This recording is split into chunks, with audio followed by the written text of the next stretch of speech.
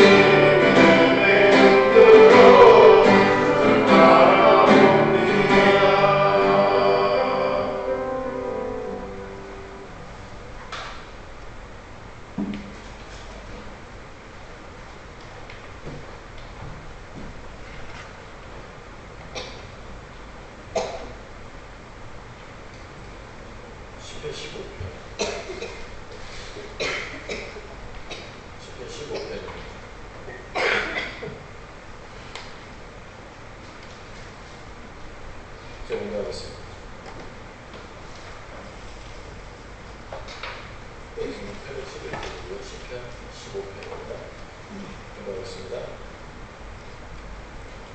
주의 장막에 머무를 자 누구 오며 주의 성산에 사는 자 누구 오니까 정직하게 행하며 공의를 실천하며 그의 마음에 진실을 말하며 그의 혀로 남을 허물하지 아니하고 그의 이웃에게 악을 행하지 아니하며 그의 이웃을 비방하지 아니하며 그의 눈은 망령된 자를 멸시하며 주를 두려워하는 자들을 존대하며 그의 마음에 성한 것은 해로울 자를 변하지 아니하며 이 자를 받으려고 돈을 부어주지 아니하며 뇌물을 받고 무죄한 자를 해하지 아니하는 자니 이런 일을 행하는 자는 영원히 흔들리지 아니하리라. 아멘.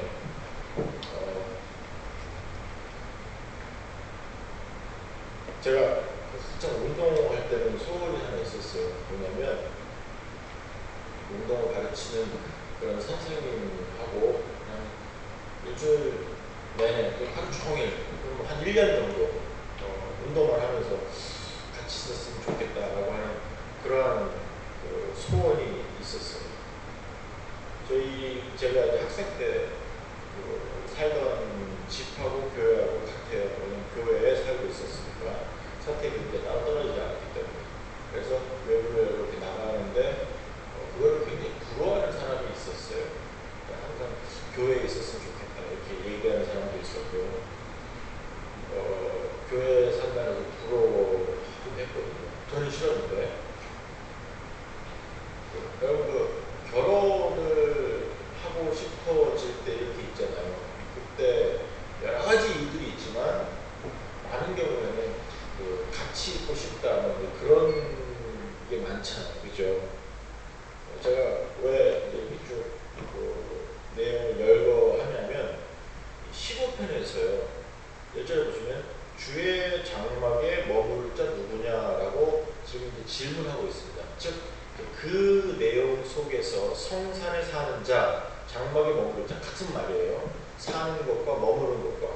그러니까 그 모든 삶의 것을 다 얘기하는 거 같이 있고 그 자리에 있고 하는 시간과 공간의 모든 것, 동사적인 의미까지 다 붙여서 있는 거예요. 존재하는 거죠. being there, 그냥 존재하는 거예요. 그것인데 어디냐면 주의 장막 또는 주의 성산, 하나님의 것이죠. 하나님과 함께 있고 싶어하는 사람 또는 하나님과 함께 있는 자 누구냐? 그 전에 여러분 먼저 질문하셔야 되겠죠. 뭐냐면 정말로 하나님과 함께 있고 싶으냐? 지금 15편에서 1절에서 이야기할 때 전제되는 조건이 있습니다. presupposition, 전제되는 조건이 뭐냐면 바로 하나님과 함께 있는 것이 좋다라는 것입니다. 여기서는 일단 그것을 설명하지 않아요. 왜냐하면 그것이 당연하다고 인정이 되기 때문에 누구나 다 하나님하고 함께하고 싶다라고 하는 것을 지금 전제한 상태에서 그러면 누가 그렇게 할 수 있느냐 질문한 것이거든요. 그래서 먼저 여러분 전제를 보세요. 과연 내가 오늘 하나님과 함께 있고 싶어 하는가? 이것이 굉장히 중요한 질문일 것 같습니다. 선생님과 함께하고 싶고 부모님과 함께하고 싶고 아내와 함께하고 싶고 남편과 함께하고 싶고 자녀들과 함께하고 싶고 그런 마음들이 사랑하니까 좋아하니까 아니면 그냥 어떤 가지고 있는 어떤 연결된 접촉점 굉장히 중요한 관계에서 말입니다. 자, 그런 것처럼 또는 적든지 많든 상관없어요. 그것과 같은 그러한 감정과 그러한 모습과 바람이 의지가 하나님께 적용이 되느냐? 저는 이걸 말씀드리는 거예요. 이것을 질문하는 거예요. 정말 같이 있고 싶으신가요? 하는 거예요. 교회라는 것, 주의 성산이라고 하는 것, 주의 장막 같은 의미입니다. 하나님의 임재가 있는 곳입니다. 하나님 근데 어디나 계시잖아요. 자, 그랬을 때 이제 내 마음이잖아요. 그다음에 성도 여러분, 정말로 하나님과 함께 하고 싶으십니까? 동시에 하나님과 함께 하고 있다는 것을 우리가 기대하고 안다고 치더라도 정말로 그 시간이 즐거우십니까? 여기까지 가는 거예요. 이미 15편에서는 그것이 전제되어 있습니다. 좋다, 즐겁다, 행복하다. 이것이 다 전제되어 있거든요. 여러분들이 그 전제된 그 내용 안에 있냐는 겁니다. 제가 학생 때, 대학생 때 한국에 있을 때 어떤 사람하고 주일학교 아이들 성가대 가운을 살려고 인천에서 서울까지 갔어요. 서울 강남에 있는 어떤 그 기독교 서점 거기까지 가는데 전철 타고 1호선 타고 가서 갈아타고 하니까 2시간이 좀 넘어요. 가는 것만. 왕복 4시간이 좀 넘잖아요. 조금 더 되더라고요. 죽는 줄 알았습니다. 아니 지옥 같았습니다. 왜냐하면 같이 가는 그 사람, 같이 가는 거지만 같이 가주는 것이지만 별로 안 가고 싶었고 또 별로 안 있고 싶은 사람이었거든요. 그러니까 같이 있어요. 하지만 그 자체가 지옥이었어요. 갑자기 이제 그런 느낌도 제가 느낌이 아니라 그런 생각도 지금 드는데 성도 여러분 어떠십니까? 오늘 이 시간에 수요일에 예배하러 오셨습니다. 기도하러 오셨습니다. 라고 하셨을 때라도 즐겁고 행복한 마음으로 오셨습니까? 그 다음에 지금 이 자리에 계시면서도 그런 행복을 먼저 찾고 경험하고 계십니까? 아니면 그 다른 모습으로 의무감이나 아니면 뭐 어쩔 수 없습니다. 아니면 갈 데가 없어. 그런 건 없는 것 같아요. 그런데 다른 감정, 뭐 아무 감정이 없다면 좀 나은 건 아니지만 그래도 좀 그렇지만 하여간에 어떠십니까? 이런 질문들을 여러분 스스로 계속 해보셔야 돼요. 너네들 나하고 함께하고 싶냐? 지금 하나님께서 질문하셨습니다. 뭐라고 대답하시겠습니까? 자, 그리고 나서 또 중요한 게 있어요.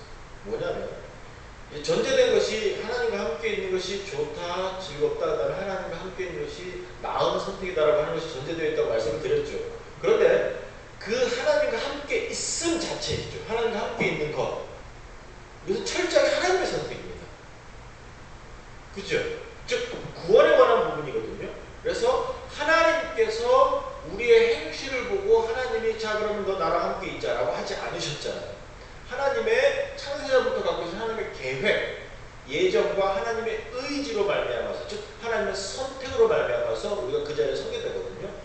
때문에 지금 이 시간에 다시 한번 나는 하나님과 함께 있습니다라고 했을 때 즐겁고 안 즐겁고의 문제만 있는 것이지 실질적으로 하나님하고 함께 있고 싶습니다, 안 있고 싶습니다라고 하는 그런 가능성을 말씀을 드리는 것은 아닙니다. 여러분은 이미 예수 그리스도를 믿으신다면 그리고 구체적으로 고백하셨다면 하나님 안에서 하나님을 구체적으로 섬기는 하나님의 백성 맞고 하나님께서 이미 허락하셨습니다. 나와 함께 있자 허락해 주셨고 동시에 하나님께서 직접 우리에게 찾아오셨습니다. 내가 찾아가지 않고 하나님과 함께 있다라고 했을 때 내가 하나님을 찾아가는 것이 아니라 하나님께서 나와 내가 있는 곳에 오셔서 하나님의 성산 만들어 주시고 하나님의 성전 만들어 주셨습니다. 이것이 지금 이 15편에서 이미 전제되어진 내용입니다. 여러분의 선택이 아닙니다. 하나님의 선택입니다. 그리고 나서 그것을 알면서 예배 오면 좀 달라지는 것 아니겠습니까? 나의 선택이 아니라 하나님의 선택으로 내가 하나님을 알게 되었고 하나님을 믿게 되었다라고 하는 사실 때문에 좀 달라지겠죠. 그래서 하나님의 선택입니다. 하나님의 뜻입니다. 하나님의 의지입니다. 하나님의 계획입니다. 이것이 바로 이 15편 1절에서 그 다음에 그 위에 있는 깔려있는 또는 그 밑에 깔려있는 그런 전제된 신학적 내용이요 성경적 사실입니다. 자, 이해가 되시겠죠? 그죠? 자, 그리고 나서 2절부터 나타나는 것이 뭐냐면 자, 그러면 여러분이 지금 2절에 나오는 그런 대상들이에요. 하나님과 함께 있는 사람들이에요. 그 사람들이 그러면 어떠한 종류의 삶을 사는 것이 맞느냐라고 하는 것, 이것이 지금 기록된 게 2절부터 5절까지입니다. 그렇기 때문에 이것이 믿지 않는 사람들에게 주어지는 것이 아니라 믿는 사람들에게 주어지는 내용이에요. 지금 이 2절부터 이 5절까지의 내용입니다. 그랬을 때 하나님의 집 안에 있는 성산에 있는 그런 뭐예요? 더워요? 추워요? 지가 자동으로. 지가? 저는 운동기능인 것 같아요. 그런 거예요?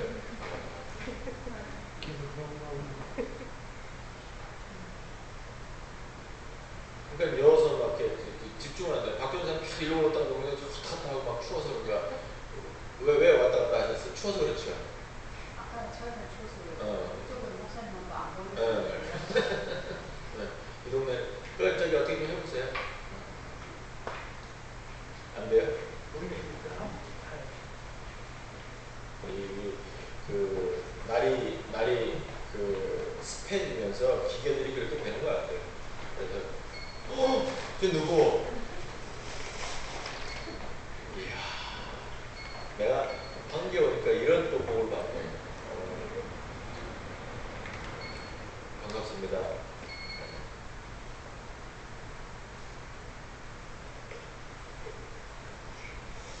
계속 끝나고 해요. 이제 2절부터 해야 되니까. 시편 15편 1절 얘기했고요. 지금까지 이제 2절부터 얘기할 거예요. 자, 보세요. 그러면 하나님의 백성이 제 택시로 괜찮아. 근데 기분 나쁘네. 삐삐대고. 전화를 빼놔야 돼. 회사를 같아 진짜로. 빼주세요 전화인데.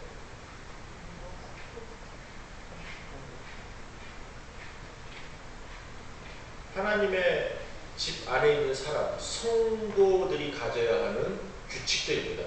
잘 들어주시기 바랍니다. 자, 먼저 여러분들이 또 하나 아셔야 되는 부분이 있어요. 제가 두 가지를 미리 말씀을 드렸지만 또 이 2절부터 5절을 보시기 전에 하나 아셔야 되는 것이 뭐냐면 성도가 되었습니다. 그러면 성도는 하나님 안에서 영생을 소유하고 천국을 소유했습니다. 이것은 변함이 없습니다. 왜? 하나님께서 주시는 것이기 때문에. 내가 원해서 받는 것도 아니고 내가 안 받는다고 안 받아지는 것도 아닙니다. 하나님께서 그냥 주시는 겁니다. 그리고 어떤 부분에서는 강권적으로 주십니다. 그래서 이리스토브라 그래서 내가 불가항력적인 은혜라는 표현도 거기서 쓰는 것이거든요. 그래서 영생과 천국, 그다음에 하나님의 자녀되는 것은 변함이 없습니다. 그러나 실질적으로 하나님의 자녀로 하나님의 자녀답게 사는 것은 달라요. 이것을 뭐라고 부르냐면 성화라고 부릅니다. 이 내용이 지금 2절부터 5절에 다시 한번 적용이 되는 것입니다. 때문에 오늘 다시 한번 여러분들이 이 내용을 보시면서 하나님의 집의 백성입니다. 하나님의 집의 자녀입니다. 그러면 하나님의 자녀다운 삶을, 그 집의 백성다운, 그 집의 가족의 일원다운 삶을 이 5절을 통해 다시 한번 배워보실 수 있고 그 삶을 살아가려고 한번 노력해 보시는 또 그런 모습으로 만들어져 가시는 여러분들이 되시기를 주님의 이름으로 간절히 축원합니다. 인격과 성품, 모습, 삶의 태도, 가치관 하루아침에 바뀌지 않습니다. 어릴 때부터 예수 믿었다고 하더라도 그것이 바뀌는 것이 아닙니다. 왜냐하면 여전히 내 속에 있는 더러움이 있고요. 또 세상과 접하기 때문에 세상에서 만져진 더러움들이 있어요. 때문에 하나님이 바라시는 그런 실질적인 모습은 끊임없이 죽을 때까지 만들어져 가야 됩니다. 성화죠? 이 모습을 지금 짧게 설명하는데 무엇입니까? 2절 보세요. 정직하게 행하며 공의를 실천하며 그 마음의 진실을 말하며. 지금 정직하게 행하고 공의를 실천하고 진실을 말하고 이렇게 했지만 시적인 표현일 뿐입니다. 결국에 중요한 것은 정직과 공의와 진실입니다. 실질적인 것이죠. 이 내용이 성도들이 힘을 써서 이루어야 하는 내용입니다. 성도가 되었음에도 불구하고 거짓말하고 싶을 때 참 많습니다. 엄마가 아들 데리고 들어가면서 여탕에 들어가면서 몇 살이에요? 얘 5살, 7살인데 그렇게 하고 하죠. 그 다음에 버스 타면서도 얘 아직 초등학생 아니에요 라고 하면서 왜? 돈 몇백 원 또는 1,000원 몇천 원 아끼려고 아무런 느낌과 그것이 어떤 정당한 아무 생각 없이 돈 아끼려고 하는 그런 내용 속에서 자연스럽게 하거든요. 또 아이들에게는 앉혀놓고서는 엄마 금방 변소 갔다 올게. 변소 가는 거 아니거든요.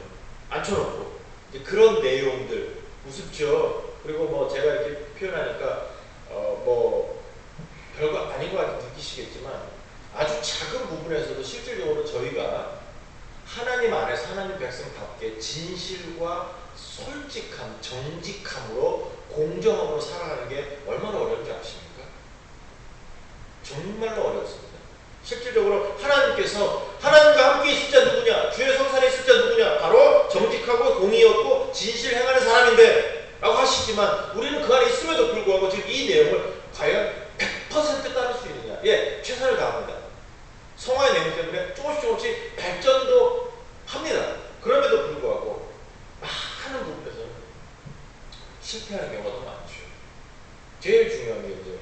자존심 때문에 거짓말을 한다든지, 또는 돈 잃기 싫어서 거짓말을 한다든지, 진실을 감춘다든지, 또는 뭐 심각한 내용으로 자기가 사고를 내놓고도 자기가 안 그랬다고 한다든지. 왜냐하면 여러 가지 이유들, 아니면 하다못해서 뭐 감옥 갈 이유가 생기더라도 이제 거짓말하게 되거든요. 심각한 문제가, 그 문제가 결과가 심각하면 심각할수록 또 책임져야 되는 게 크면 클수록 우리는 거짓말할 수밖에 없어요. 그게 우리네 어떤 만들어진 내용들이거든요. 그러나 성도 여러분, 일단은 우리가 다 그렇다는 걸 아셔도 돼요. 실패했기 때문에 낙심하지는 마세요. 다만 그런 사람인 줄 알기 때문에 좀 더 깨어서 의도적으로, 여러분 의지로, 강한 능력으로, 또 하나님의 도우심으로 이 하나님 말하시는 정직과 공의와 진실을 이루어 가실 수 있는 여러분들이 되시기를 주님의 간절히 축원합니다. 다시 말씀드리지만 어렵습니다. 그리고 누구나 다 실패하고 있습니다. 때문에 내가 실패했다고 해서 나는 나쁜 사람이구나 그렇게 하지도 마시고요. 또 좀 하는 척같이 보이는 사람에게도 뭐 대단하다 하실 필요도 없어요. 누구나 다 실패합니다.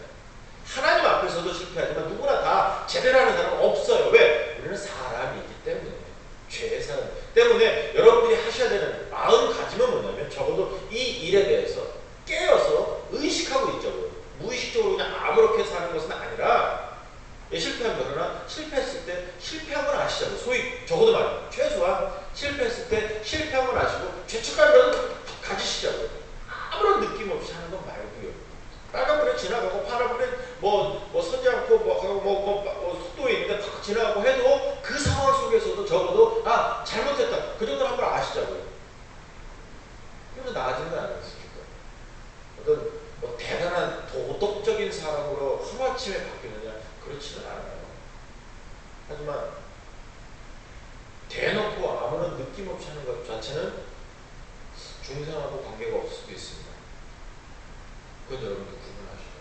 때문에 오늘 다시 한번 2절에서 얘기하는 것처럼 정직과 공의와 진실, 성도들이 반드시 이루어야 하는 내용이라는 걸 아시고 하나님의 공의를, 하나님의 정의를 이루시려고 하시는, 그것을 이루어 가실 수 있는 여러분들 되시기를 주님을 완전히 축원합니다. 여러분도 혹시 아실지 모르겠지만 미국에서는 굉장히 큰 이슈가 되고 있습니다. 그 멕시코계 사람인데, 라틴계 사람인데 그냥 보면 이제 백인이니까 라틴계 멕시코계 이민자예요. 지머맨이라는 사람이 흑인 아이를 총으로 쏴서 죽였어요. 그 재판이나 모든 정황, 그 다음에 검사가 한 것, 그 다음에 변호사가 한 것, 증거들을 다 종합하고 그것을 다 방송을 했습니다. 전부 끝까지 방송을 했어요. CNN을 하고요. 그만큼 크게 이슈가 됐었던 재판이거든요. 그런데 결국에는 이제 정당방위로 결정이 나서 그 사람이 기소가 된 것이 취소가 되었습니다. 그래서 이제 정당방위로 풀려났거든요. 근데 이제 흑인이 맞아 죽었잖아요. 총에 맞아서 죽었잖아요. 그러다 보니까 지금 전역에서 특별히 어떤 목사하고 그런 교회 참 문제가 돼요. 한편에 이 사람들이 목소리를 내어서 그것은 저스티스가 아니다, 정의가 아니다. 그 트레번 마틴이라는 아이인데 이 아이는 살인당했다. 특별히 인종차별로 인해서 살인당했다라고 이야기하면서 지금 데모들을 하고 있고요. 어떤 도시 같은 데는 심각하게 지금 폭동까지도 준비하는 것처럼 이렇게 보도가 되고 있어요. 근데 이제 그 시작을 흑인들이 문제가 아니라 흑인 목사가 하고 있다는 거, 이름도 나오는데 잘 모르겠습니다. 정의를 얘기하지만요, 그럼 그게 실제로 적이냐, 정의냐, 백인과 흑인의 문제냐. 실질적으로 이슈는 정당방위냐 아니냐였거든요. 근데 그것이 지금 인종차별 부분으로 가는 거예요. 지금 백인과 흑인들의 싸움이에요. 그래서 어디까지 가는 줄 아세요? 꼭 당하는 게 아시아 계통입니다. 보고 보세요. 꼭 당하면은 흑인들이 공격하는 게 아시아 계통이에요. 왜? 백인들은 못 건드려요. 지네가. 그다음에 경찰이 또 백인들을 많이 지키고 있어요. LA 사건 때도 경찰들이 백인말 지켰습니다. 코리아타운 다 털릴 때 백인말 지키고 있었어요. 2격, 3격. 대단하죠. 참 그래요. 인종차별. 근데 목사들이 또 그렇게 하니까 마틴 루터 킹 그 생일 기념해서 뭐 한다 그러는데 참 그래요. 여러분 이익이 딱 찾아왔다. 이익의 문제가 딱 되었을 때 정말로 솔직하실 수 있습니까? 정말로 냉정하실 수 있습니까? 연습하지 않으면 안 돼요. 그래서 우리가 지금 여기서 말씀을 듣고 연습하는 겁니다. 그렇지 않으면요 상황이 탁 발생했을 때 똑같이 합니다. 세상 사람들처럼 똑같이 거짓말하고 똑같이 눈에 씌어버리고 바르게 판단하지 못합니다. 그러나 하나님께서 말씀하십니다. 정직하고 공의가 있어야 되고 진실해야 돼요. 이것이 성도의 삶인 것을 여러분 잊지 마시고 주님 안에서 이 일을 이루어 가실 수 있는 여러분 되시기를 주님의 만들을 축원합니다. 3절이 이제 연결이 되는 것인데 뭐냐면요. 그의 혀로 남을 허물하지 아니하고 그 옛날 성경에는 참소라는 단어를 썼어요. 허물하지 아니하고 혀로 남을 걸어서 넘어뜨린다는 그런 말이에요. 그래서 이웃에게 악을 행하고 그 이웃을 비방하지 않는다. 이렇게 돼 있는데 사실 공정함과 공의, 정직, 진실이 있으면 이렇게 되겠습니까? 사실 3절처럼. 일단 2절이 연습이 되면 3절의 내용이 우리 삶에서 나타나겠습니까? 당연히 줄어드는 건 아니겠습니까? 그런데 한번 보세요. 정말로 별별 이야기들로 이 땅이 자기의 이익을 찾으려고 함몰하고 있습니다. 참 죄송합니다. 여기 서서 그런 얘기를 하기는. 그런데 우리나라 정치하는 사람들은 말이 참 말하는 법 좀 배웠으면 좋겠어요. 아니면 혀를 좀 어떻게 좀 했으면 좋겠어요. 단어를 참 쓰고 싶은 대로 쓰고 거기에 대한 어떤 법적 조항이 없어서 그래요. 실질적으로 외국에서는 선진국에서는 그런 법 조항 자체가 있습니다. 국가 통수권자에게 함부로 한다든가 말에 대해서 단어를 쓸 때도 말입니다. 기분 나쁘고 표현할 수 있고요. 반대할 수 있습니다. 그러나 반대도 정말로 예의 바르게 반대합니다. 근데 한국 사람들은 아주 정말 시장에서 쓰는 그런 단어들을 써요. 정말 더러운 사람들, 그 혀 말이에요. 그리고 말을 만들어내고, 그리고 한쪽을 부풀린다거나 한쪽을 축소해버린다. 성도들이라고 하면서도 교회에서 그런 일이 많지요. 물론 그 시작은 목사들이 합니다. 강단에서. 제가 목사니까 고백할게요. 나는 못하는데 했다고 하면 여러분도 제가 그런 일이 있었다고 하면 말씀하세요. 그러나 아무래도 저는 정말 주님 앞에서 그런 능력이 없어요. 하지만 조심해야 돼요. 조심해야 돼요. 어떤 상황 속에서도. 그래서 저도 그런 위험성을 알기 때문에 저 같은 경우는 어떤 문제가 생기면 그 문제는 말을 하지 않습니다. 아예. 이제 제 모습이나 어떤 문제가 있다면 거기에 대해서는 특별히 강대상에서 설교 시간에 거론하는 것이 아니라고 저는 생각합니다. 왜냐하면 실수할 수 있으니까. 괜히 내가 나의 변명을 한다든가 그럴 때도 실수할 수 있거든요. 또 아니면 거짓말이 될 수도 있거든요. 또 앉아 듣는 사람이 내가 진실이라고 해도 앉아 듣는 사람이 거짓말로 들을 수도 있거든요. 그건 하나님 앞에 은혜가 안 되기 때문에 안 하는 게 좋은 것 같아요. 근데 여러분도 마찬가지예요. 어떤 경우라도요. 하나님 안에서 정말 혀로 허물이나 악을, 비방을 안 하는 것이 좋습니다. 즉 성도의 마음으로 잘못된 부분이 있어서 고치려고 하는, 기도하고자 하는 마음이 있으면 돼요. 그러나 손가락질하고 지적하는 것은 아닙니다. 판단도 주의하셔야 됩니다. 그러나 여러분 마음속에서 정말로 주님 앞에서 저러면 안 된다 그런 거 있지 않겠어요? 그랬을 때는 조용히 찾아가서 따로 불러서 조용하게 얘기할 수는 있지 않겠습니까? 사랑하니까. 그런데 거기서 끝이 나면 돼요. 뭐 여러분들이 또 뭐 거기에 대해서 뭐 교육하려고 하고 괜히 막 머리 짓누르면서 기도한다고 그것은 좋은 모습이 아니에요. 거기서 끝을 내는 거예요. 왜? 성령님이 아셔야 돼요. 그 다음부터는. 그런데 그것 말고 소문을 만든다든가 정말로 다니면서 비방을 한다든가 그것은 하나님 아버지 앞에서 하나님과 함께 있는 사람 아닙니다. 꼭 기억하세요. 성도들입니다. 싫은 사람이 있을 수도 있거든요. 그러나 하나님 안에서 하나님의 마음으로 이 조직의 죽은 조직이 아닌 살아있는 조직으로 여러분들이 바라보시면서 그 하나님의 마음으로 이 안에서 하나님의 사랑과 아버지의 마음을 나누실 수 있는 여러분들이 되시기를 주님으로 간절히 축원합니다. 정말로 주님 안에서요. 저희 교회가 그 모습을 배워가야 되고 만들어 가셔야 됩니다. 참으로 하나님의 이름을 부르시는 성도라면 이것을 배우세요. 여러분 혀로 정말 새치음으로 사람 죽이기 쉽습니다. 소문 하나로 아주 쉽게 사람 하나 진짜 목숨을 끊게 합니다. 왕따라는 그런 거 그것이 일본 문화인데도 우리나라에서는 더 심각하게 찾아오고 있잖아요.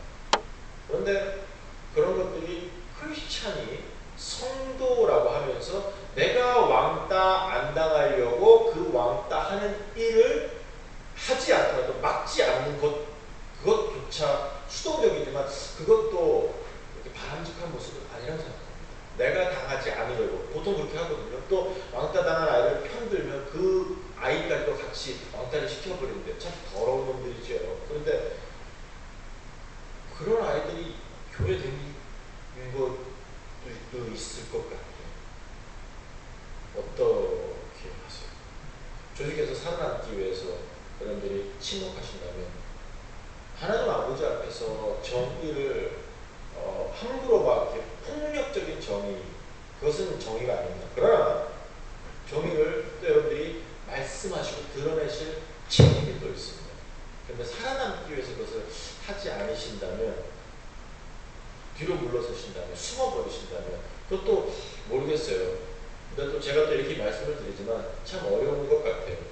군대에서도 그렇고 일상생활에서도 그렇고 사회에서도 그렇고 그런 모습을 봤을 때 안 본 것처럼 지나가는 것이 더 낫다고 저도 그렇게 배웠고 또 그렇게 하는 그런 게 많아요. 좀 더러운 꼴을 당하지 않으려면 뭐 그런 게 있죠. 근데 모르겠습니다. 하지만 일단 여러분 기억하세요. 여러분 혀로 남의 허물을 말하지 마시고요. 이웃에게 악을 행하지 마시고 이것을 비방하지는 마세요. 이것이 교회 안에서 여러분이 계시는 어떤 자리에서도 배워주셨으면 좋겠고 참으로 주님 안에서 그런 하나님의 마음이 드러나는 것을 여러분들이 경험하시기를 간절히 소원합니다. 그 다음에 4절을 보시면 그의 눈은 망명된 자를 멸시하며 여호와를 두려워하는 자들을 존재하며 그의 마음에 서원한 것은 해로울지라도 변하지 아니하며 지금 이제 그 위에 거 두 개만 먼저 보세요. 뭐냐면 망명된 자를 멸시하고 주를 두려워하는 자를 존대한다. 이 두 가지 있죠. 이것은 여러분들이 구분할 수 있는 그런 판단력입니다. 판단력. 그러면서 구체적으로 그 하나님 안에서 존재하기 때문에 하나님을 함부로 하는 사람을 구별할 수 있다는 겁니다. 그래서 죄에 대해서는 여러분 타협하지 마세요. 어떠한 경우라도 죄에 대해서는 타협하지 마세요. 이단에도 굴복하지 마세요. 저희가 다시 말씀드리지만 함부로 막 다니면서 막 좀 더 과격한 그런 반응은 보이실 필요는 없지만 그렇다고 해서 여러분이 용납하는 듯한 말이나 마음은 갖지 않고 하지 마세요. 즉 동성애가 있습니다. 그러면 그것은 철저히 잘못된 것입니다. 라고 하는 것을 여러분들이 그 의견으로 정확하게 나타내실 수 있으셔야 돼요. 하지만 그 사람에 대해서 함부로 뭐 돌을 던진다든가 침을 뱉는다 그렇게 할 수는 없죠. 아니면 뭐 이상한 단어를 써서 욕을 한다든가 그런 것은 또 아닙니다. 하지만 구분을 하실 수 있으셔야 돼요. 드러내셔야 정확하게 잘못됨에 대해서는 말입니다. 이것이 바로 망명된 자를 멸시한다라는 그런 표현입니다. 좀 룩다운한다, 좀 아래로 쳐다본다 이제 그런 모습이거든요. 그 다음에 그 하나님을 두려워하는 자들을 경외하는 자들을 존대한다, 즉 인정한다는 겁니다. 그것을 바로 인정하고 그분들의 삶을 배우고 따르려고 하는 모습 또는 같아지려고 하는 모습 이제 그런 모습이거든요. 성도라면 이런 구분이 있어야 합니다. 여러분이 계시는 직장에서 가정에서 어디서든지 간에 성도라면 이런 구분을 하실 수 있고 또 구분이 되셔야만 돼요. 반드시 말입니다. 티가 나야 돼요. 그것 없이 그냥 똑같다. 성도 아닐 수도 있습니다. 그 다음에 이 뒤에 부분하고 5절하고 같은 것인데 뭐냐면 서원하는 것이 해로울지라도 변하지 않느냐 라고 하는 이 서원이라는 것은 여러 가지가 있지만 성도 여러분 함부로 서원하지 마세요. 그러나 서원하셨다면 하나님 서원이라는 게 뭐냐면 하나님 내가 이렇게 해서 하나님께서 이렇게 해주시면 이렇게 하겠습니다. 또는 뭐 그냥 하나님 내가 이렇게 하겠습니다. 제발 도와주십시오. 그런 게 있을 수 있거든요. 또 병에 걸렸을 때 낫게 해주십시오. 그럼 내가 이렇게 하겠습니다. 저희 그 아버지 세대에는 거의 다 병에 걸려 서원에서 목사님 되신 분들이 많아요. 많다는 것보다 거의 다라고 보셔도 될 것 같아요. 그래서 하나님 살려만 주신다면 정말 죽을 병에 걸려서 이제 사형선고까지 받으셨거든요. 살려만 주신다면 내가 신학교를 갔습니다. 목사가 됐습니다. 그렇게 되신 분들이거든요. 그렇게 하셨어요. 그런데 그런 종류의 것들이 이제 서원이라고 부릅니다. 하나님하고 약속하는 거거든요. 이제 서약한다라고 하는 것을 이제 좀 더 높은 말로 서원이라고 이제 이야기하는데 일단 함부로 하지 마세요. 내가 뭐 하겠습니다. 어떻게 하겠습니다. 함부로 하지 마세요. 그러나 하셨을 때는 서원하고 나서요. 기도하면서 갑자기 은혜 충만해. 하나님 내가 이렇게 하겠습니다. 라고 나서 싹 돌아가니까 갑자기 이제 찬기움이 싹 들면서 이건 아니다 싶거든요. 내가 책임질 수 없는 부분이 있거든요. 취소입니다. 안 됩니다. 어쩔 수 없어요. 하셔야만 됩니다. 그거는 여러분의 의무예요. 때문에 여기 써있는 거예요. 해로울지라도 변하지 않는다. 이런 말이거든요. 그런데 조건이 있습니다. 또 남자분들이더라도 부모님께서 반대하시면 소원이 될 수가 없습니다. 그리고 여자분들은 남편이 반대한다면 시집가기 전에는 부모님이 반대하고 아버지가 반대하거나 시집가서 남편이 반대한다면 그 서원이 될 수 없습니다. 이것은 이제 일단 구약과 신약에 의거한 정확한 법칙입니다. 그래서 주 앞에서 여러분들이 어떤 뭐 상황에 대해서 또는 뭐 물질에 대해서 뭐 건강이나 시간에 대해서 서원하셨어요. 이렇게 하겠습니다. 우리 아이를 뭐 내가 얼마를 내가 어떻게 했습니다. 그러면 그것이 정확하게 이 질서 안에서 허락을 받아야 돼요. 남편이 믿지 않더라도 마찬가지입니다. 남편이 믿지 않더라도 허락을 받아야만 합니다. 그리고 남편이 노 했습니다. 그럼 그것은 서원 아닙니다. 취소됐습니다. 꼭 기억하세요. 그래서 딸들이라면 아버지에게 또 결혼하셨다면 아내라면 남편에게 허락을 받으셔야만 합니다. 믿지 않더라도 말입니다. 참 어떤 뭐 약간의 그 남성 여성 뭐 그럴 것도 있지만 어쩔 수 없네요. 원칙이고 질서이기 때문에 꼭 기억하셔서 여러분들이 서원을 일단 함부로 하지는 마시고요. 하셨다면 지키세요. 그러나 여성분들이라면 남성분들은 부모님입니다. 그런데 여성분들이라면 남편도 있고 또 아버지에게 허락을 받으셔야만 합니다. 그러고 나서 그렇지 않다면 안 하시는 게 좋습니다. 그 이단들 중에 저 그런 얘기 몇 번 들었어요.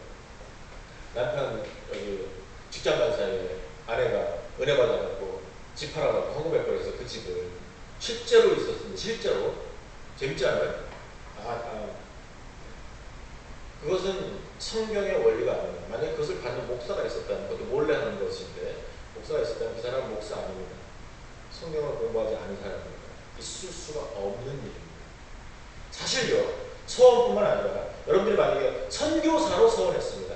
또는 뭐 목사로 서원했습니다. 아니면 다른 사역으로 서원했습니다. 라고 했을 때라도요. 제가 아내와 남편에게 말씀을 드렸지만 사실 남편 된 사람으로서도요. 아내가 반대하면 안 하는 게 좋습니다. 근데 서원을 지키긴 지키는데 그때는 아닌 것 같아요. 제가 몇 번 말씀을 드렸을 거예요. 제가 대학교 때부터 서원한 부분 또는 제가 대학교 때부터 기도한 부분이 있습니다. 하나님, 저는 선교사로 인도에 가겠습니다.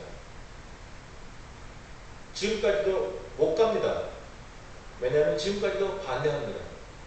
그러면 저는 하나님의 뜻이 아니라고 봅니다. 아직은 말입니다. 언젠가는 갈 수 있겠죠. 또는 지키도록 하겠습니다. 하지만 그것이 하나님 안에서 물 흐르듯이 흐르고 그 다음에 그 안에서 하나님의 특별한 섭리로 말미암아서 하나님의 사인이 있다고 저는 믿습니다. 때문에 만약에 누군가 자녀라고 극렬하게 반대한다면 성도 여러분 하지 마세요. 시간을 기다리세요. 반드시 하나님의 소원이고 하나님의 것이라면 받으십니다. 그거 걱정하지 마세요. 죽기 전에 받으시는 거 걱정하지 마세요. 다만 지금 때가 아닙니다. 제가 교사 시키고 주일학교 교사 부분에 대해서 이제 몇 번을 했는데 그 주일학교 교사를 시켰는데 그날부터 애가 거의 뭐랄까요 그 실성하듯이 소리를 질러요. 그래서 불렀어요. 이제 안 하셔도 됩니다. 바로 그 다음 날부터 아니 그날부터 천사가 되더라고요. 애가 저는 그래요. 아 하나님께서 그렇게 알려주시는 것이다. 제가 봤을 때는 필요한 사람이지만 아니라는 거거든요. 가족도 마찬가지고 주변의 공동체도 마찬가지입니다. 좀 더 허락하신다면 목사 말도 들으시는 게 좋아요. 바라보실 때 때문에 여러분들 서원에 대해서 잘 기억하시고 또 잘 지키시고 하나님의 마음으로 잘 배워가시기 바라고요.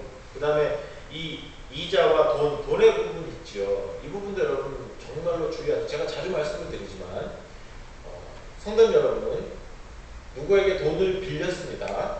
근데 그 사람이 이자를 요구합니다. 반드시 갚으세요. 그런데 여러분이 돈을 빌려주었습니다. 이자 받으면 죄입니다. 아시겠죠? 때문에 부탁드리겠습니다. 적어도 사명교회 안에서 성도들끼리는 돈 거래하지 마세요. 하지 마세요. 필요하십니까?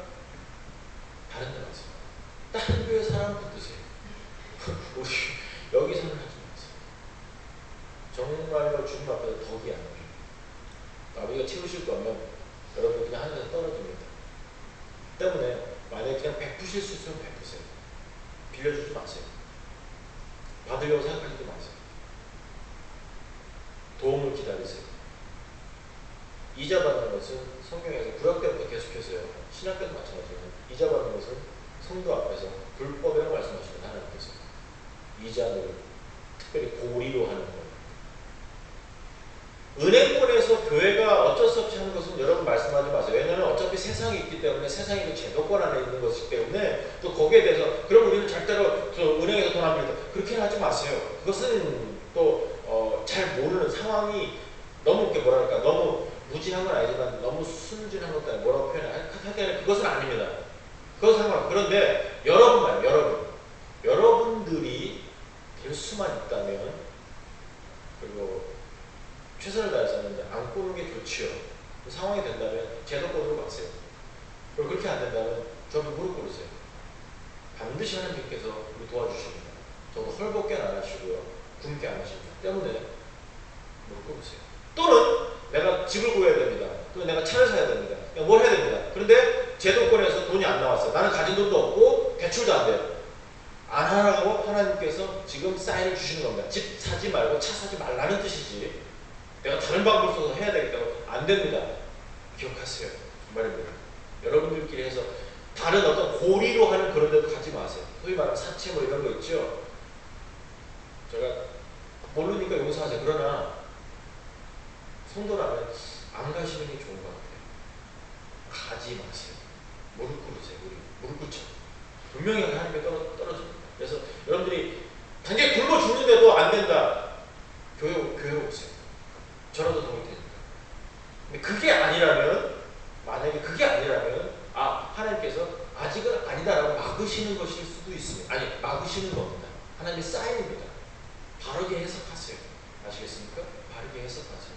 그래서 꼭 기억하셔서 이 돈을 꾸고 또는 빌려주고 하는 부분에 대해서도 여러분들이 잘 성경적으로 아셔야 돼요. 바르게 하셔야 돼요. 그 다음에 뇌물 얘기가 나오는데 오늘인가요? 그저께인가요? 신문에 보니까 한국이 OECD 국가, 그러니까 선진국 다음에 그 개발도상국이 아니라 개발되어가고 있는 그러한 그 국가죠. 세상 세계 말고요. 그랬을 때 그 국가 중에서는 부패한 나라 1등이래요. 우리나라가. 야, 1등 돼요. 그죠? 1등이 몇 개 있어요. 애 안 낳는 나라, 그 다음에 자동차 사고 나서 죽는 나라, 제일 많이 죽는 나라, 그 다음에 자살 제일 많이 하는 나라, 1등 꽤 되죠. 그 다음에 이제 지금처럼 또 이렇게 부패로 1등 했어요. 하하, 끝내주죠. 접대 안 하면요. 회사 다니는 사람들이 접대 안 하면요. 그리고 접대도 1차, 2차, 3차, 성접대까지 안 하면 싫어한대요. 정말 더러운 나라입니다. 근데 외국 애들도 그거 배워갖고요. 3차까지 안 받으면 야 얘네가 나를 싫어하는 거라고 안 돼요. 외국 애들도 중국 애들, 일본 애들 참 더럽습니다. 그런데요, 여러분 아시죠? 왜 우리가 이렇게 덥게 지내야 되는지. 원자력 발전소가 3개나 섰죠? 그런데 어떻게 했습니까? 자기들끼리 다 해서 엄청나게 먹었죠? 참 더러운 국가는 지금 공기업이 거의 다 그런 거 아시죠? 수자원공사뿐만 아니라 물난리 나서 지금 사람 많이 죽었잖아요. 거기서 저기 공사하면서도. 어쩜 그래요? 물 틈내나 그 위에서 물 방류한 사람이나 방류했다고 알려주는 사람이나 들은 사람이나 들어가는 사람이나 아유 정말 참 창피해요. 이건 방글라데시도 아니고 이건 캄보디아, 베트남도 아니고 도대체 뭐 어쩌라는 건지 모르겠어요. 아 정말 우리나라 깝깝해요. 그런 거 보면 뇌물이면 다 되고 아직도 안 될 것 같죠? 다 뒤로 받아요. 군납 비리 보세요. 아직도 2013년도에 맨날 60년대 뭐 50년대 뭐 기름 팔았다 뭐 그런 얘기 들을 것 같은데 지금도 그래요. 아이들 쓰는 총들 그 군화 같은 거 보세요. 뭐 군인 공제 그 사람들 참 그 할배들 도대체 무색한지 모르겠어요. 애들 군화를 갖다 그렇게 만들어갖고 다 떨어져요. 두 번 쉬고 나가는데 쫙 벌어져요. 이런 천하에 나쁜 사람들 같아요. 그 뭐 하겠어요. 담요 같은 거 그거 다 떨어져요. 군복 같은 거. 그냥 땀이 밖으로 배출도 안 돼요. 그 더운 여름에. 그 말이 돼요 우리나라. 아이고 정말. 왜 제가 왜 이렇게 말씀을 드리냐면 나쁜 사람이 있어요. 정말 더러운 사람이 있어요. 그런데 우리나라에 교회 신장 한번 보세요. 군인 교회 군인들 얼마나 많은 줄 아세요? 근데 왜 이래야 돼요? 아파트 상가마다 교회 다 있어요. 원당에는 아주 교회를 셌습니다. 참, 이 교회가 밟히는 동네입니다. 왜 이래야 돼요? 왜 뇌물과 부패가 이래야 돼요? 불교국가 때문에요? 목사가 부패해서 그렇죠. 뭐. 교회가 부패해서 그렇죠. 성도들이 부패해서 그렇죠. 그 나라가 이만이 되는 거예요. 성도 여러분, 오늘 다시 한번 우리를 보시고요. 제가 앞에서 말씀드렸죠. 우리 누구나 다 범죄하고 누구나 다 부패하고 누구나 다 참 더러운 존재입니다. 그러나 하나님께서 특별하게 은혜를 베풀어주셔서 하나님의 세상 만들어 주셨고 자 이제 나와 함께 하자 해서 하나님의 집 안에 거할 자에 대해서 법칙을 주셨습니다.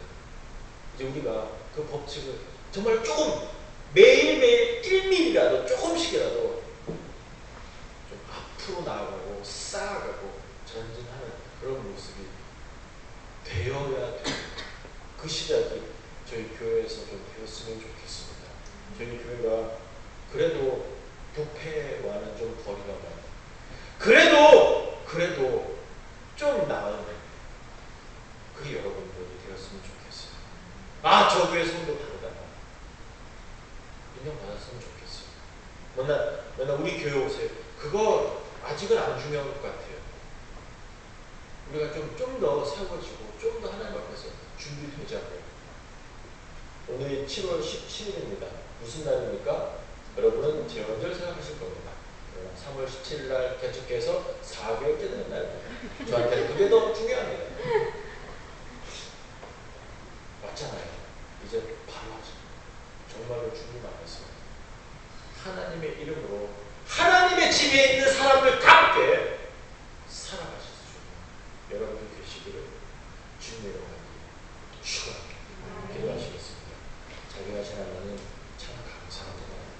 하나님의 이름으로 제가 모였습니다. 하나님 특별하게 은혜를 풀어주셔서 하나님 알게 하셨고 하나님이 도우셔서 이제 하나님의 이름으로 하나님의 일을 감당할 수 있는 그러한 지식과 힘도 얻게 되었습니다. 그런데 하나님 자주 실패합니다. 자주 무너집니다. 참 거짓말을 많이 하고 자주 하나님 계심에도 불구하고 하나님 없는 사람처럼 살았습니다. 용서하여 주시고 아버지 다시 한번 오늘 말씀으로 우리가 배웠사오니 하나님의 집의 자녀다운 그 그 집에 거하는 그런 사람답다운 그런 가치가 있는 그런 백성으로, 그런 사람으로 주님 살아갈 수 있도록 주님이 도우시고, 그렇게 하겠습니다. 하나님 힘 주시고, 그렇게 하겠습니다. 하나님 인도하여 주시고, 그렇게 하겠습니다. 아버지 이루어 주시옵소서. 그러므로 말미암아서 하나님의 백성들을 통하여서 이 땅에 그래도 조금이라도 마음을 얻었으면 좋겠습니다. 주여 도와주시옵소서. 참으로 어두운 세상입니다. 참으로 더럽습니다. 참으로 참 하나님을 대역하는 참 망할 그러한 사회요, 그러한 국가가 되었으면 죄송합니다. 주님 저희를 보시고 아버지 이 땅 고쳐주시옵소서. 우리가 바라겠습니다. 우리를 통하여서 그래도 나음을 입는 백성이 많아질 수 있도록, 그래서 이 땅이 조금이라도 회복될 수 있도록 주님 도우시고, 주님 이 땅 고쳐주시고 이루어주시고 부흥시켜